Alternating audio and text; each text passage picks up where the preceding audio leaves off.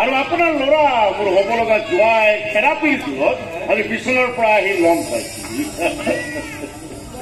যিটো এক্সিডেণ্ট হৈছিল আচলতে ইমান দিনতো মই শ্মশানত চাই হৈ থাকিব লাগিব প্ৰভু ৰাম কৃষ্ণ জগন্নাথ প্ৰেমানন্দী আপুনি কি কথা কৈছে হয়নে তেৰাই নেমাতিলে আপুনি যাওঁ বুলি যাব নোৱাৰে নহয় মইতো এই সংসাৰৰ মায়ামোহ ত্যাগ কৰি সদায় ভগৱানক মিনতি কৰিয়ে আছো প্ৰভু মোক লৈ নিলে শান্তি পাম কিন্তু নিনিয়েহে কিন্তু হেৰি নহয় মোৰ মা ঢুকাল নহয় দয়া দস্তি দিম বুলি কথাও দিলো কিন্তু আজিলৈকে পৰা নাই চোৰাই নমৰে দেখোন আমি চাব নাপায় দে মোক ডাক্তৰ বাবুৱে আকৌ বহুত সহায় কৰিছে দে বহুত সহায় কৰিছে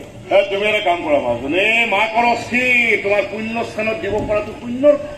গতিকে আমাৰ একাউণ্টৰ পৰা টকা 5,000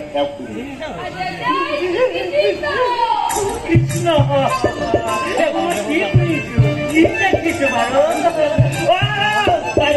অহা মাহত কিন্তু মোক এসপ্তাহ ছুটি লাগিব দেই এইবাৰ মাছি গয়াক দিম বুলি কৈছো দিম দেই মোক কিন্তু বাধা নিদিব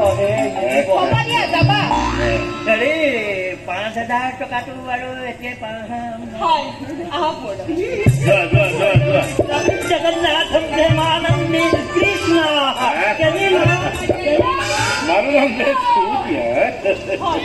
কিন্তু এই মানুহজনৰ কথাবোৰ কিন্তু মোৰ বৰ বিশ্বাস নহয়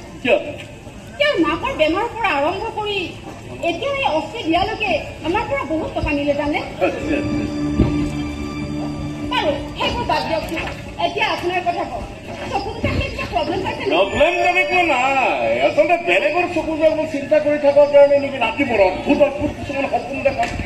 সপোন কেনেকুৱা কি হ'ব আচলতে চকু দুটা কাৰ মই নাজানো ডাক্তৰ বন্ধুৱে কোৱা মতে চকু দুটা জানো জ্ঞাত মানুহৰ চকু নাই নাই এই আই টাইম ক'ব য'ৰ পৰাই না ন ডাক্তৰৰ চকু দুটা মানুহৰে চকু দুটা কোনোবা এজন গৰাকী আছিল তেওঁ চাগে মৃত্যুৰ আগে আগে চকু দুটা জনাই হয়তো এই চকু দুটাক লৈ চাগে বহুতৰ বহুত কিবা কাৰোবাৰ চাগে কিমান প্ৰেম আছে এতিয়াও বাৰু এই চকু দুটাৰ কোনোবা দাবীদাৰ আছে